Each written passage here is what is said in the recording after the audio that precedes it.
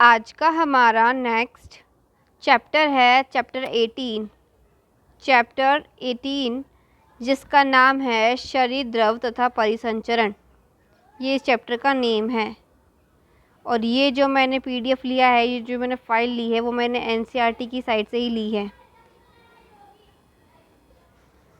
ठीक है।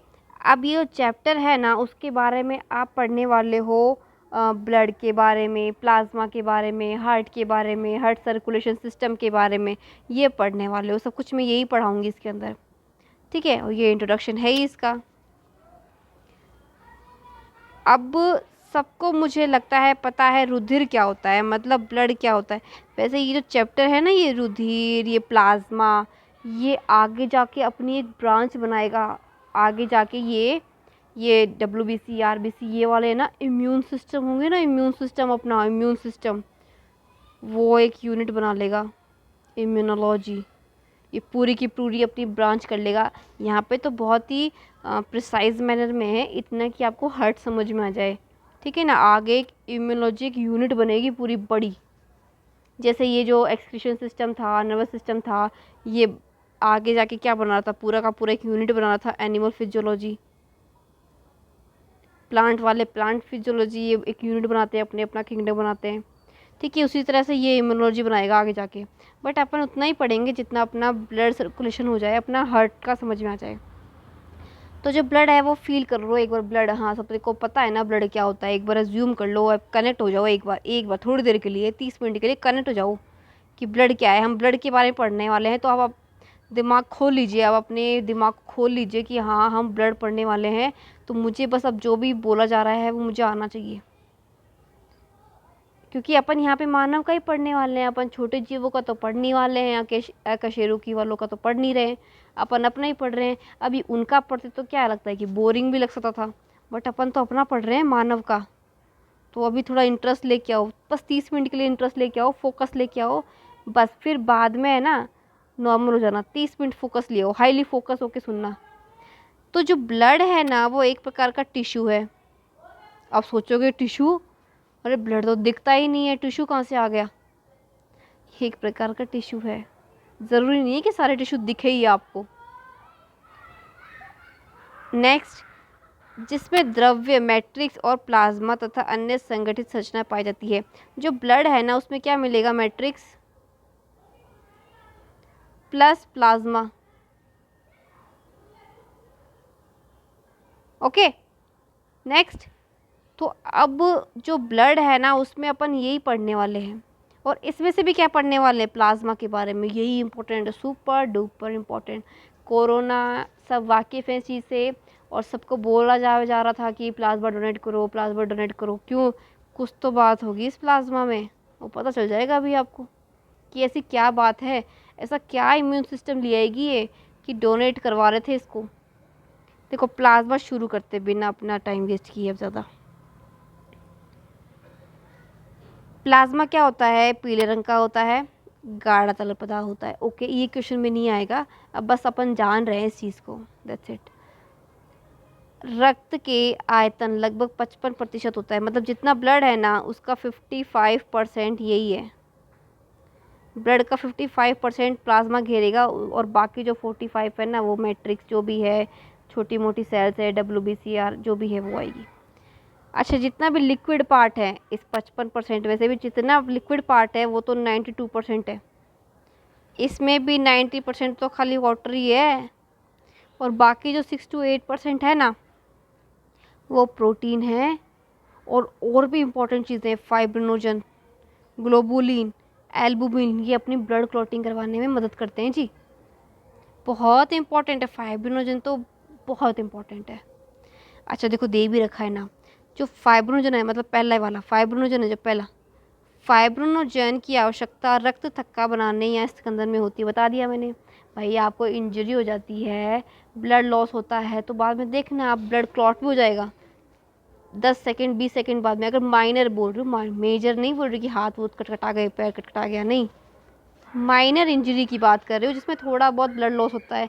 कोई पिन चुभ गई है, कोई ब्लेड चुभ गई है, कुछ खरोंच लग गई है, तो 20 से 30 सेकंड बाद आपने देखना वो जम जाएगा। आप उसे पकड़ोगे, प्रेस रखोगे, थोड़ी देर बाद देखोगे कि ब्लड निकलना बंद हो जाएगा, मिनिमम 30 सेकेंड और हाईएस्ट 1 से 1.5 मिनट ये बंद हो ही जाएगा। क्यों? क्योंकि क्लॉटिंग हो जाएगी। कौन करवाएगा? फाइब्रोजन। जितना स्ट्रॉन्ग फाइब्रोजन है ना ब्लड में, उतनी जल्दी जैसे ये बाहर जाएगा ब्लड शरीर से, उतनी जल्दी वो क्लॉटिंग करवा देगा। ठीक है ना? ब्लड के अंदर नहीं करवाता, ये एयर के बाहर के ऑक्सीजन के संपर्क आने के बाद में ये एक्टिव होता है। ऐसे नहीं होता, ऐसे ब्लड के अंदर ही एक्टिव होने लग जाएंगे ये लोग तो ब्लड में ही क्लॉट करवा देंगे।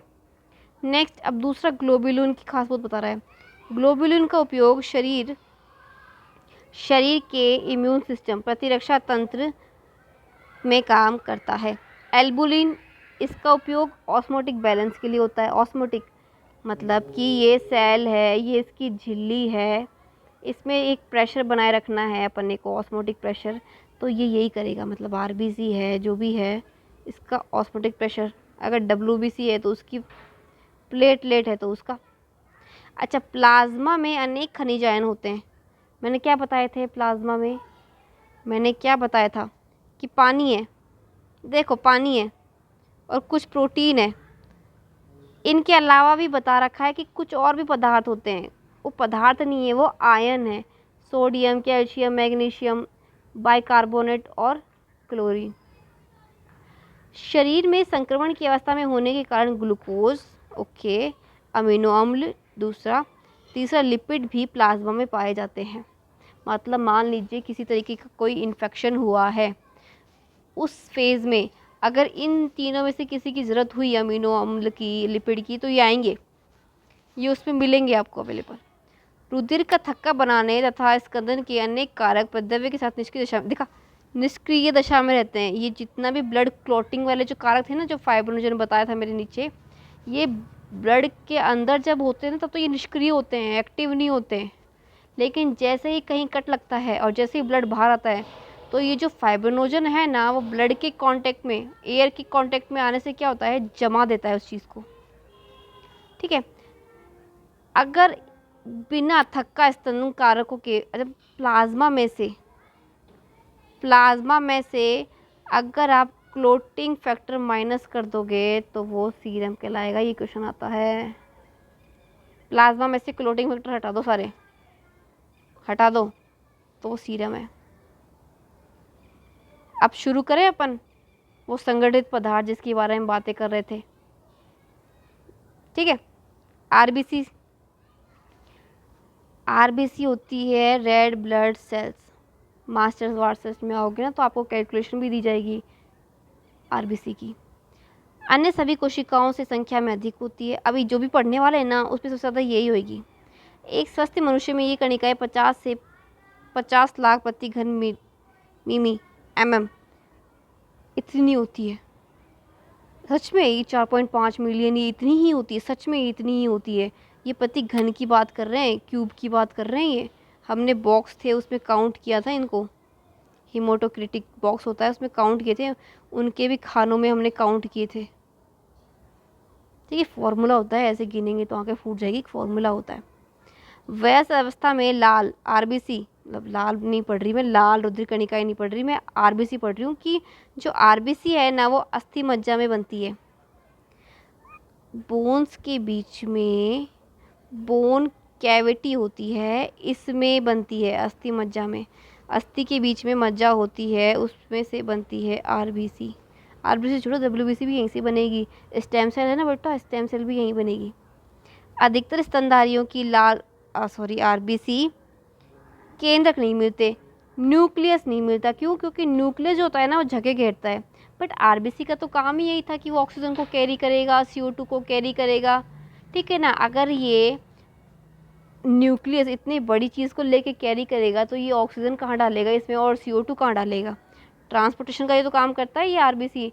भाई आरबीसी में मतलब ब्लड में क्या घुल जाते हैं? हार्मोन होंगे तो हार्मोन घुलेंगे, कोई दवाई है तो दवाई घुल जाएगी, कोई तरल पदार्थ घुलेगा।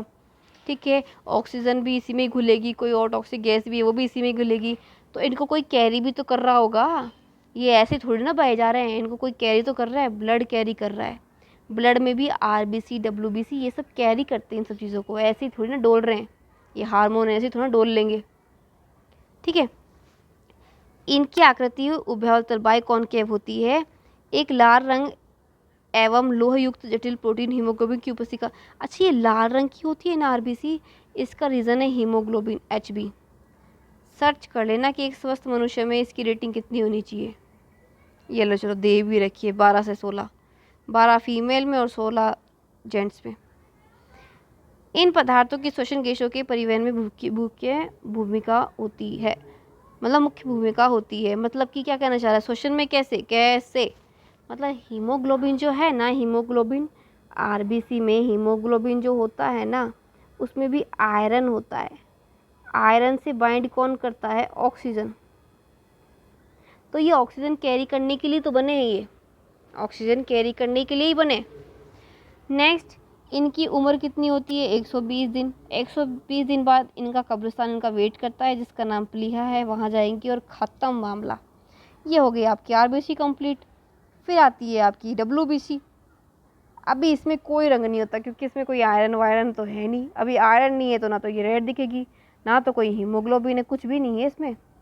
इसका लेवल अलग है, ये अलग फंक्शन के लिए बनी है। ये बनी है अपनी इम्यूनिटी के लिए बच्चों, प्रतिरक्षा तंत्र, इसके लिए टेस्ट करवाते हो तो ये तो चेक होती है डब्ल्यूबीसी, ल्यूकोसाइट्स और प्लेटलेट्स कितनी है। हाँ भाई, डेंगू हो गया, प्लेटलेट गिर गई, ठीक है, ये इम्यूनिटी सिस्टम बनाएगा।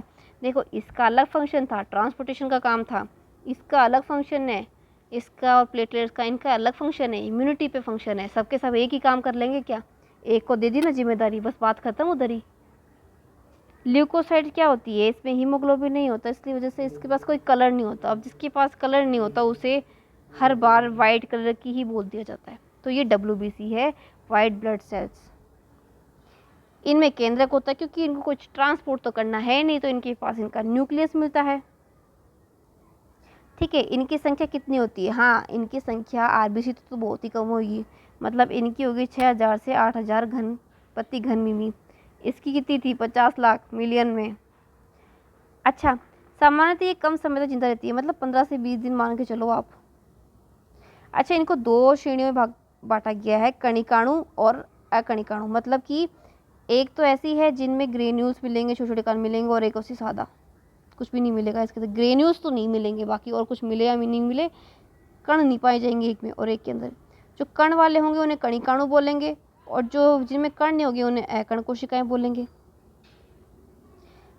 इसका एग्जाम्पल 3 है। इसमें 3 तरीके की सेल मिलेगी जिनके पास कणिकाएं होंगी, एक न्यूट्रोफिल, इओसिनोफिल्स और बेसोफिल्स। न्यूट्रोफिल मतलब न्यूट्रल, कोई चार्ज नहीं है। इओसिनोफिल्स मतलब एसिडिक होते हैं, एसिडिक चीज़ें मिलेगी इसके अंदर। और जो बेसोफिल होता है वो बेसिक है, ये स्टेनिंग के बेस पे स्टेनिंग की जाती है, इससे इनकी स्टेन। जबकि लिम्फोसाइट तथा मोनोसाइट, ये बहुत ही शानदार चीज़ है। लिम्फोसाइट और मोनोसाइट अपने प्रतिरक्षा तंत्र में बहुत खतरनाक है ये लिम्फोसाइट। तो ये अकणिकाणु होते हैं। इसमें है ना, ये सिंपल ऐसी होती है, कोई कण नहीं मिलेंगे इनमें। अच्छा, न्यूट्रोफिल सबसे ज़्यादा मिलेगा, ठीक है, कितना, जितना भी डब्ल्यूबीसी है उसका 60% कौन है, न्यूट्रोफिल्स। ये बहुत शानदार चीज़ है। मैक्रोफाज है एक तरह के, कोई भी टॉक्सिक चीज़ आएगी ना बॉडी में, एक घपाप खा जाएंगे उसको अंदर सीधा। चलो किधर मैम साहब, आओ अंदर। टॉक्सिक चीज़ों की बात कर रही हूँ मैं, अच्छी चीज़ों की नहीं कर रही। बेसोफिल्स की संख्या सबसे कम होती है, मतलब सबसे ज़्यादा डब्ल्यूबीसी में सबसे ज़्यादा पाए जाते हैं न्यूट्रोफिल्स, और सबसे कम पाए जाते हैं बेसोफिल्स। नेक्स्ट, न्यूट्रोफिल तथा मोनोसाइट्स, मतलब एक तो कणी वाला है, कणकाणु वाला है, और एक अकण वाला, ये भक्षण मैक्रोफाज। देखो अभी बताया, जस्ट अभी बताया मैक्रोफाज। मैक्रोफाज क्या होता है, कोई भी टॉक्सिक चीज़ आएगी ना, कोई भी टॉक्सिक चीज़ आएगी उसको ये लो खा जाएंगे, ये लो अंदर अंदर। नेक्स्ट, जो अंदर प्रवेश करने वाले बाह्य जीवों को समाप्त कर देता है, बाहर की टॉक्सिक चीज़, बाहर के foreign particle. Basophils histamine, serotonin, heparin आदि का स्त्राव करती है तथा शोधकारी क्रियाओं में सम्मिलित होती है। इओसिनोफिल्स 2 से 3% संक्रमण से बचाव करती है। जो इयोसिनोफिल्स थी ना, ये देखो, एक तो न्यूट्रोफिल्स थी, एक इयोसिनोफिल्स थी और एक बेसोफिल्स थी। तो इयोसिनोफिल्स का देखो काम देख लो अब आप, कि एलर्जी से बचाती है। ठीक है, किसी की एलर्जी नहीं होने देगी। अच्छा, पढ़ते लिम्फोसाइट के बारे में, एक कणकाणु वालों में। लिम्फोसाइट, ये दो तरीके होते हैं, टी और बी। टी की तो एकदम किलर सेल है भाई साहब, किलर, आए जाए और मार देंगे ये तो। ठीक है, बी एक किलिंग सेल नहीं है, एक किलिंग सेल नहीं है, बस टी किलिंग सेल है। मैंने क्या बोला, ये प्रतिरक्षा तंत्र के लिए रिस्पॉन्सिबल है, सॉलिड है, हालांकि आएगा नहीं आपके। मैंने क्या बोला, ये आगे जाके एडवांस रूप लेने वाला है इम्यूनोलॉजी का, आपके में इतना नहीं है, क्योंकि अपन को पढ़ना कुछ और है, इसलिए मैं डेप्थ में नहीं लेके जा रही आपको, हमें भटकना नहीं है। तीसरा पढ़ते हैं थ्रोम्बोसाइट्स, प्लेटलेट्स। पहला क्या पढ़ा, आरबीसी, दूसरा डब्ल्यूबीसी, तीसरा प्लेटलेट्स। ये मेगोकैरियोसाइट्स, ये भी अस्थि मज्जा से बनी होती है। रक्त में इनकी संख्या 1.5 से 3.5 लाख प्रति घन मीमी होती है। प्लेटलेट्स कई प्रकार के पदार्थ स्रावित करती है, जिसमें अधिकांश रुधिर का थक्का जमने वाले, मतलब ये जो निकाल रहा है ना, जो सिक्रेशन कर रहा है, वो फाइब्रोजन, जो ब्लड क्लॉटिंग वाले फैक्टर है ना, वो बना के दे रहा है ये। और अपनी प्रतिरक्षा तंत्र है ना, उसमें भी एक काम आता है, उसमें भी एक काम आता है। फिर बाद में आता है नेक्स्ट, रक्त समूह, ब्लड ग्रुप।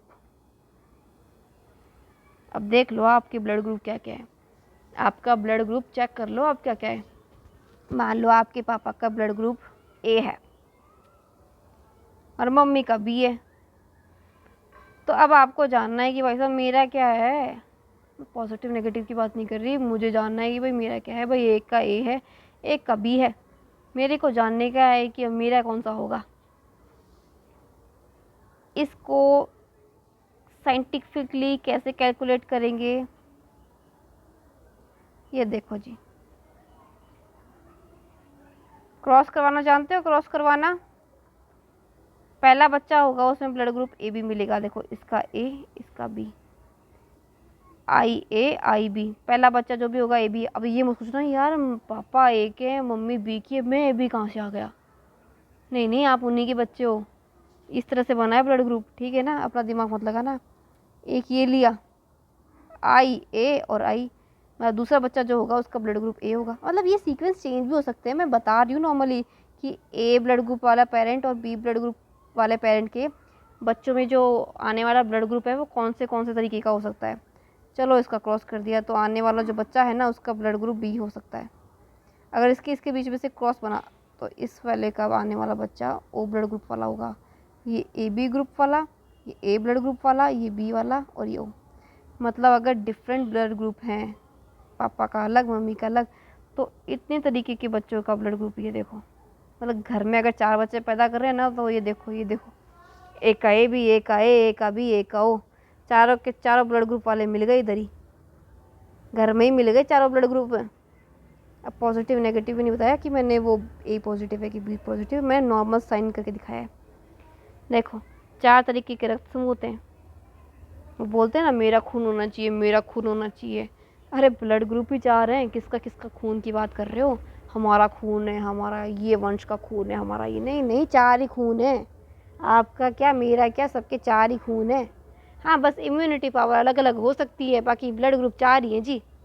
हाँ, ज़्यादा से ज़्यादा आप ले दे के पॉजिटिव नेगेटिव कर दोगे, A positive B positive, A negative B negative, A B positive A B negative, O positive O negative, बस इतना ही है। ठीक है ना, आपका वंश का खून का हो चाहे हमारा वंश का हो, वो ब्लड एक ही जैसा होता है सबका।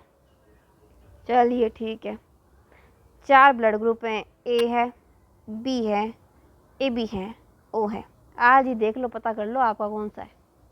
आप अपने मम्मी पापा का ब्लड ग्रुप पूछो, इस तरीके से क्रॉस व्रॉस करवाओ और थोड़ा कैलकुलेट कर लो कि अगर आपका इस क्रॉस के अकॉर्डिंग आ रहा है कि हाँ मेरा इनमें से, मतलब पापा का अगर ए है, मम्मी का भी ए है, तो अपना कुछ भी कर लो ले दे के, तुम सबका ए ही आएगा बच्चों का। अगर पापा का बी है, मम्मी का भी बी है, तो बी ही आएगा बच्चों का। एक का ए बी है, एक का ए है, तो एक का ए भी आ सकता है, ए बी भी आ सकता है और बी भी आ सकता है। ठीक है, तो शॉक्ड मत हो ना अगर माँ बाप से अलग ब्लड ग्रुप हो जाए तो। ओके, लाल रुधिर कणिकाओं में एंटीजन, एंटीजन कौन से होते हैं, ए में ए एंटीजन, बी में बी और ए बी में ए बी इसमें तो कोई एंटीजन ही नहीं है, तभी तो ये किसी को भी दे सकता है, ये किसी को भी दे सकता है। अच्छा, एंटीबॉडी कौन कौन से हो सकते हैं? ए में बी में ए, इसमें कोई एंटीबॉडी नहीं और इसमें बिल्कुल एंटीबॉडी होते हैं, तभी तो ए भी किसी का भी ले सकता है ब्लड ग्रुप। ओ किसी को भी दे सकता है, क्योंकि ये जिसके भी ब्लड में जाएगा उसके इम्यून सिस्टम से छेड़छाड़ नहीं करेगा, उकसाएगा नहीं। और ये किसी का भी ले सकता है, मतलब किसी का भी ब्लड ग्रुप दे दो आप, ये एक्सेप्ट कर लेगा, आ जाओ, क्योंकि कोई फाइट करने वाला ही नहीं है। कोई सा भी ब्लड ग्रुप दो, ये लड़ेगा नहीं उससे बैठ के, अरे तू एक कहाँ से आ गया, अरे तू बी कहाँ से आ गया, अरे तू सी कहाँ से, मतलब सॉरी ओ कहाँ से आ गया, ठीक है, लड़ेगा ही नहीं, ये ले लेगा। बट ये लड़ेगा, ए वाले में अगर बी का डाल देंगे तो लड़ेंगे भाई साहब, बी ब्लड ग्रुप वाले में ए का डाल दोगे तो लड़ेंगे, ओ ब्लड ग्रुप वालों में इसकी एंट्री करवा दोगे तो लड़ेंगे। ये किस किस को दे सकता है? ए को दे सकता है, अपने वाले को दे सकता है, ओ को दे सकता है। बी, ये देख लो, ए बी मतलब ले सकता है ये पूरा एकदम, और ओ का ही ले सकता है बेचारा। चलो ये हो गया ब्लड ग्रुप। अच्छा, तो इसमें RH फैक्टर के बारे में भी बताया गया है। RH फैक्टर, RH फैक्टर पता है किसमें खोज हुई थी? एक बंदर में हुई थी, उस बंदर का नाम था मकाका रीसस, उसके रिसर्च के अकॉर्डिंग हुई थी ये चीज़। और ये जो चीज़ बता रहे हैं ना इसमें, ये पूरा एक केस स्टडी हुई है, ये केस स्टडी हुई है कि अगर मम्मा का RH फैक्टर पॉजिटिव है और फादर का नेगेटिव है तो जो पहला बच्चा होगा ना वो तो नॉर्मल होगा, लेकिन उसके बाद में क्या होंगे, जो मदर है उसके ब्लड में इसकी इम्प्योरिटी आ जाएगी, तो दूसरा बच्चा कभी हो ही नहीं पाएगा।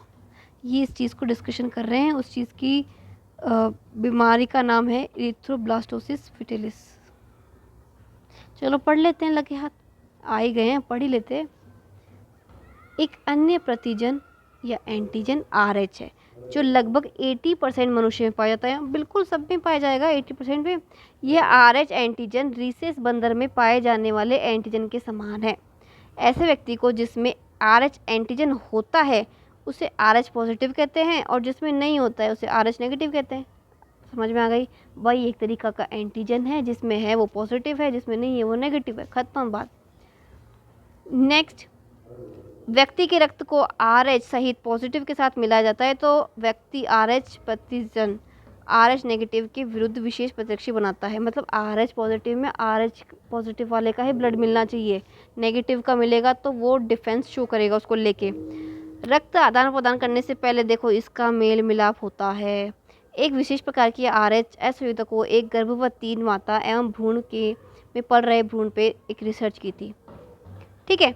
तो उसमें क्या देखा है, भ्रूण का RH एंटीजन सगर्भता में माता के RH नेगेटिव को प्रभावित नहीं कर पाता, लेकिन फिर भी पहले प्रसव के समय माता के RH नेगेटिव रक्त में शिशु के RH पॉजिटिव रक्त के संपर्क में आ जाने से इसकी संभावना रहती है। ये मैं बता चुकी हूँ, जो पहला बच्चा होगा वो नॉर्मल होएगा, क्लॉटिंग कुछ भी नहीं होगा, क्योंकि डिफेंस एंटीबॉडी एंटर नहीं किए हैं, लेकिन बाद में करेंगे। ये प्रतिरोध में एंटीबॉडी बनाना शुरू कर देता, सेकेंड बच्चे का जैसे टाइम आता है ना, प्रतिरोध करने देते हैं।